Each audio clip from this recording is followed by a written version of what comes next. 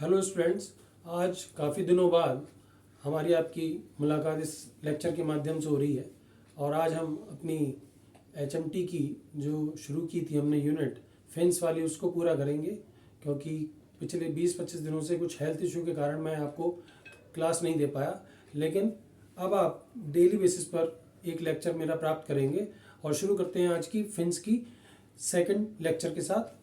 तो पहले लेक्चर में हमने फिन्स के बारे में क्या क्या पढ़ा था, थोड़ा सा उसे रिकॉल कर लेते हैं, उसे रिवाइज कर लेते हैं कि heat transfer from extended surface हमारी यूनिट का नाम था, यूनिट 2 का नाम था, जिसे हम फिन्स के नाम से भी जानते हैं। और उसमें सबसे पहले हमने heat flow through rectangular fin, और उस रेक्टेंगुलर फिन में हमने एक एलिमेंट्री स्टेप मानी थी। उस एलिमेंट्री स्टेप में जो QX मतलब जो हीट थी एट डिस्टेंस x कंडक्शन के द्वारा, और वहां पर हमने एक एनर्जी बैलेंस इक्वेशन लिखी थी कि QX बराबर QX plus DX plus Q convection, और उस इक्वेशन के द्वारा हमने फाइनली एक इक्वेशन जनरेट करी थी, जिस इक्वेशन का हमने सॉल्यूशन निकाला था कॉम्प्लीमेंट्री फंक्शन के द्वारा, क्योंकि उसकी राइट हैंड साइड में 0 आ गया था। और उसका सॉल्यूशन कुछ ये निकल के आया था कि थीटा बराबर C1 e की power mx plus C2 e की पावर माइनस mx। फिर ये तो हमारी एक जनरल इक्वेशन आई, किसके लिए? रेक्टेंगुलर फिन के लिए। फिर हमारे 3 केसेस बनते हैं इसमें, जिसमें एक केस मैंने उस लेक्चर में आपको कराया था, तो उसको भी रिवाइज कर लेते हैं कि यदि फिन आपकी इनफाइनाइट लॉन्ग है, मतलब फिन की लंबाई बहुत ज्यादा है, इनफाइनाइट है, तो ये हमारा पहला केस था। और इस केस के द्वारा हमने क्या निकाला था कि हर केस में आपके पास 2 कंडीशन होंगी। पहली कंडीशन उसके बेस पर जहां पर x बराबर 0 है, जो फिन होती है जहां से फिन शुरू होती है वहां पर x बराबर 0 होता है, और जहां पर x बराबर 0 होता है वहां पर टेम्परेचर कितना होता है? TO। तो x बराबर 0 तो T बराबर T0। तो ये वाली जो कंडीशन है ये आपको हर केस में सेम मिलेगी, और इसमें से T बराबर T0 होगा तो दोनों में से यदि T माइनस TA कर दिया, मतलब दोनों में से हमने एम्बिएंट टेम्परेचर या जो सराउंडिंग टेम्परेचर है उसको माइनस कर दिया, तो ये हमारा क्या हो गया? T माइनस टी, और ये क्या हो गया? TO minus TA।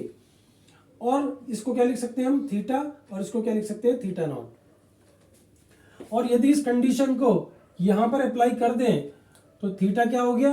Theta naught के बराबर। तो थीटा नॉट बराबर C1 e की पावर m इंटू 0, तो किसी की भी पावर 0 1, तो C1 प्लस C2 बराबर थीटा नॉट। ये हमारी इस कंडीशन के द्वारा इक्वेशन आ गई।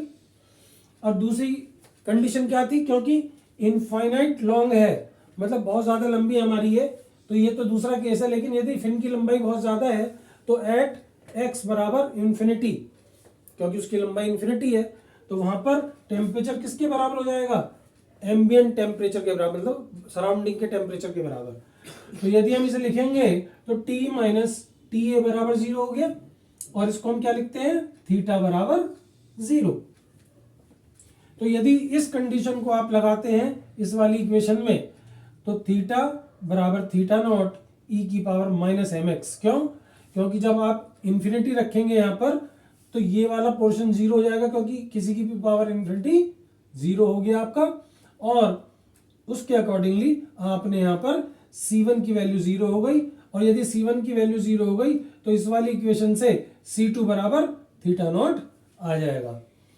जब हमारे पास C2 और C1 की वैल्यू आ गई तो उसके अकॉर्डिंगली हमने इस वाली इक्वेशन में क्या किया कि थीटा की जगह लिख दिया T माइनस TA, और इन दोनों में C1 तो 0 हो गया, तो हमारे पास केवल C2 e की पावर माइनस mx बचा। लेकिन C2 की वैल्यू क्या है? थीटा नॉट, तो ये हो गया थीटा नॉट, और इस थीटा नॉट की जगह पर हमने TO माइनस TA लिख लिया, और e की पावर माइनस mx। तो ये हमारी पिछले जो हमने लास्ट केस किया था जब फिन की लंबाई इनफाइनाइट थी। अब ये कंडीशन जो हीट ट्रांसफर थ्रू फिन निकालने के लिए हमारी हमेशा सेम रहेगी कि Q बराबर क्या है? Q बराबर माइनस का KACS dt upon dx at x बराबर 0। ये तो हमारी इक्वेशन रहेगी। और इस इक्वेशन में आपने इस वाली इक्वेशन से dt अपॉन dx कहां पर निकाल लिया? x बराबर 0 पे। और वैल्यू पुट कर दी, और m की वैल्यू आपको याद रखनी पड़ेगी जो हमने लास्ट टाइम निकाली थी, HP अपॉन KACS। तो इन सारी चीज़ों को यूज करके हमारी जो इनफाइनाइट लॉन्ग के केस में हीट ट्रांसफर थ्रू फिन कितना निकल के आया था, √HPKACS TO माइनस TA। तो यहां तक हमने आज रिवीजन किया। अब हम चलते हैं अपने सेकंड केस पर। तो सेकंड केस क्या है हमारा, heat dissipation from a fin insulated at tip. मतलब ये जो फिन है आपकी, इसको हमने इसके एल लंबाई की ली है और उसके सिरे पर, उसके एंड पर इसको इंसुलेटेड कर दिया है। इंसुलेटेड का मतलब है कि यहां से कोई भी हीट ट्रांसफर नहीं हो रहा, और यदि हीट ट्रांसफर नहीं हो रहा तो इस वाले फॉर्मूले से आप देख सकते हैं माइनस का K और ACS तो कांस्टेंट है, कंडक्टिविटी भी कांस्टेंट है और क्रॉस सेक्शन एरिया भी कांस्टेंट है, तो dt अपॉन dx यहां पर 0 हो जाएगा। तो ये इसके लिए बाउंड्री कंडीशन हो जाएगी कि एट x बराबर L क्या होना चाहिए, dt upon dx at x बराबर L बराबर 0। चलिए, और दूसरी कंडीशन, पहली कंडीशन तो आपकी सेम रहेगी, ये मैंने बताया था आपको। तो इस केस में जब हमने फिन को इंसुलेटेड कर दिया उसके दूसरे एंड पर, तो एट x बराबर 0 ये आपको t बराबर TO, t माइनस TA बराबर TO माइनस TA, तो थीटा बराबर थीटा नॉट। तो पहली कंडीशन सेम रही और ये इक्वेशन भी सेम बनी, C1 प्लस C2 बराबर थीटा नॉट। हर केस में आपको जो सेकंड कंडीशन है वही चेंज होगी। अब सेकंड कंडीशन क्या है, जो अभी मैंने आपको बताया कि यदि यहाँ पे इंसुलेटेड कर दिया तो हीट ट्रांसफर 0 हो जाएगा। हीट ट्रांसफर 0 हो गया तो इस फॉर्मूले से dt अपॉन dx यहां पर 0 हो जाएगा। और ये कौन सी जगह पर है, ये x बराबर L पर। तो हम लिख सकते हैं एट x बराबर L dt upon dx at x बराबर L बराबर 0। अब दोनों कंडीशंस को यूज करेंगे और इन दोनों को जो भी इक्वेशंस बनेगी उनको सॉल्व करके C1 C2 की वैल्यू निकालनी है। चलते हैं और करते हैं, उसको बढ़ाते हैं आगे। तो ये हमारी इक्वेशन बन गई, T माइनस TA बराबर C1। ये हमारी ये वाली इक्वेशन है जिसको हम इनिशियली लेकर के चल रहे हैं हर केस में। तो ये हमारी इक्वेशन तैयार हो गई। अब इस इक्वेशन से हमने इसका डिफरेंशिएशन करा तो ये इक्वेशन बन गई e की पावर mx का m e की पावर mx, और यहाँ पे माइनस है तो माइनस बाहर आ गया। अब हमने अभी भी एक कंडीशन देखी है इस पर्टिकुलर केस में, सेकंड केस में, कि एट x बराबर L dt अपॉन dx 0 होगा। तो इसको हमने x की जगह पर L रख दिया और इसकी वैल्यू को 0 पुट कर दिया। तो m C1 e की power ml minus m C2 e की पावर माइनस ml बराबर 0। ये हमारे पास सेकंड इक्वेशन तैयार हो गई। अब इस इक्वेशन 1 और 2 को सॉल्व करना है हमें। तो फ्रॉम 1 एंड 2 कैसे सॉल्व करना है, आप कर सकते हैं कि यहां से C2 बराबर theta naught minus C1 in equation 2 रख सकते हैं। इस वाली इक्वेशन में C2 की वैल्यू आप उस वाली इक्वेशन से रख सकते हैं। C1 में इक्वेशन बन जाएगी तो आपकी C1 की वैल्यू निकल के आएगी C1 बराबर थीटा नॉट e की power minus ml upon e की पावर ml प्लस e की पावर माइनस ml। ऐसे ही जब आपके पास C1 की वैल्यू आ जाएगी तो C1 की वैल्यू को ऊपर वाली इक्वेशन में पुट कर देंगे तो C2 आ जाएगा, या इस वाली इक्वेशन में पुट कर देंगे तो C2 आ जाएगा। तो कुल मिलाकर के C1 C2 की आपकी दोनों की वैल्यू आ गई। दोनों में अंतर इतना है कि यहाँ पर C1 में माइनस का ml है और C2 में यहाँ पर प्लस का ml है। अब इन दोनों की वैल्यू को आपने जर्नल इक्वेशन में पुट कर दिया तो ये वाली इक्वेशन, क्योंकि C1 और C2 दोनों में थीटा नॉट तो है ही, तो दोनों में कॉमन आ जाएगा। तो T minus TA equal to TO minus TA तो आपका कॉमन आ गया। और यहां पर क्या आ गया, e की power m into L minus x. जब आप वैल्यू को पुट करेंगे और उसे सॉल्व करेंगे तो ये आपका इक्वेशन फाइनली ये बन जाएगी थीटा बराबर थीटा नॉट ई की power M L minus X plus E की power minus M L minus X upon E की power M L plus E की पावर माइनस एम एल। अब यदि आप इसे ध्यान से देखें तो इस पूरे को 2 से डिवाइड कर दें और इस पूरे को 2 से डिवाइड कर दें, तो यदि आप ऊपर वाली वैल्यू देखेंगे तो ये कौन सी वैल्यू है, cos hyperbolic m into L minus x. इसका फॉर्मूला होता है cos hyperbolic m into L minus x. और यदि इसको देखेंगे तो ये कॉस हाइपरबोलिक ml। तो आप ये फॉर्मूले आपको ट्रिग्नोमेट्री में पढ़े होंगे आपने, और यदि नहीं पढ़े तो आप सर्च करके देख सकते हैं कि ये कॉस हाइपरबोलिक का फॉर्मूला होता है। तो यदि आपने यहां तक जनरेट कर ली अपनी इक्वेशन, तो अब हमें क्या करना है, क्योंकि हमें क्यू फिन निकालने के लिए यही फॉर्मूला यूज करना पड़ेगा, और उसमें हमें D T upon D x कहां पे चाहिए, एक्स बराबर 0 पे।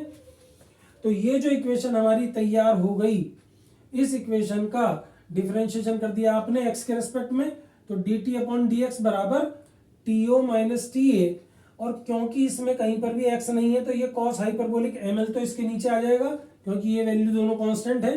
तो डिफरेंशिएशन किसका होगा, cos hyperbolic m into L minus x का। cos hyperbolic m into L minus x का जो डिफरेंशिएशन होता है वो sin hyperbolic m into L minus x होता है। देखिए दोनों में क्या डिफरेंस है, यदि cos x का डिफरेंशिएशन करेंगे तो माइनस का sin x आएगा, लेकिन cos हाइपरबोलिक x का डिफरेंशिएशन करेंगे तो वो साइन हाइपरबोलिक एक्स आएगा। तो ध्यान रखिएगा इन सब डिफरेंशिएशंस को। लेकिन जिसका डिफरेंशिएशन करा है हमने, जिसको मन में एक्स माना है, उसका भी डिफरेंशिएशन आएगा। तो जब इसका डिफरेंशिएशन करोगे पूरे का, तो ये तो 0 हो जाएगा और ये हो जाएगा 1, तो माइनस का m बचेगा।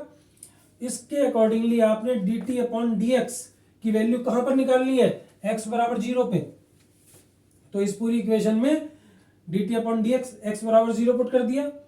जब आपने 0 पुट किया तो माइनस का T O minus T A M और साइन हाइपरबोलिक, क्योंकि x बराबर 0 पुट कर दोगे तो ये वाली वैल्यू तो 0 हो जाएगी, तो यहाँ पे भी क्या बचेगा, साइन हाइपरबोलिक एम एल, और नीचे तो कॉस हाइपरबोलिक एम एल है ही, तो sine upon cos ten hyperbolic M L.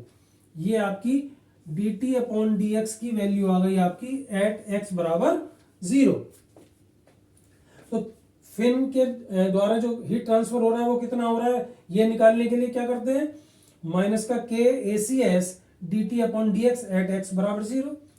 तो माइनस का के ए सी एस और D T upon D X की वैल्यू ये है आपके पास, माइनस का M T O minus T A tan hyperbolic M L.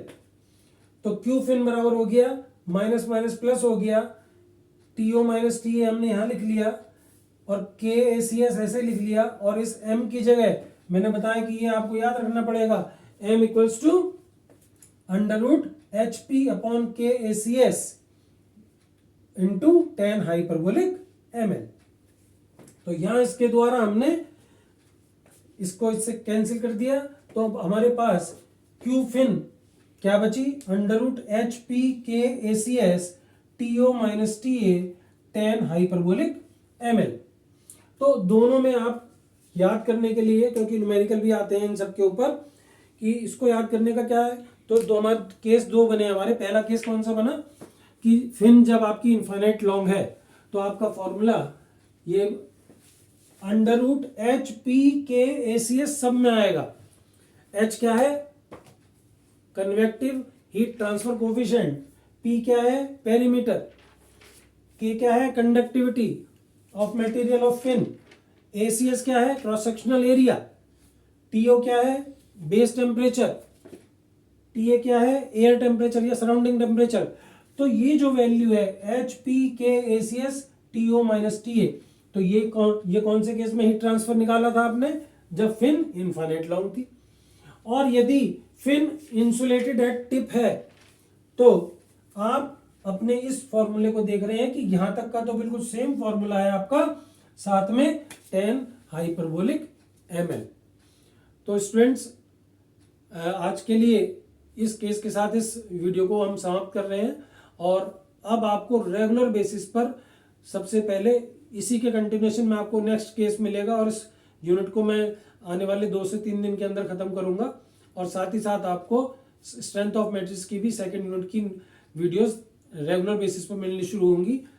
मिलते हैं नेक्स्ट वीडियो में। और यदि ये वीडियो आपको अच्छी लगी और इससे आपको बेनिफिट मिल रहा हो तो सब्सक्राइब करना बिल्कुल मत भूलिएगा। Thank you very much.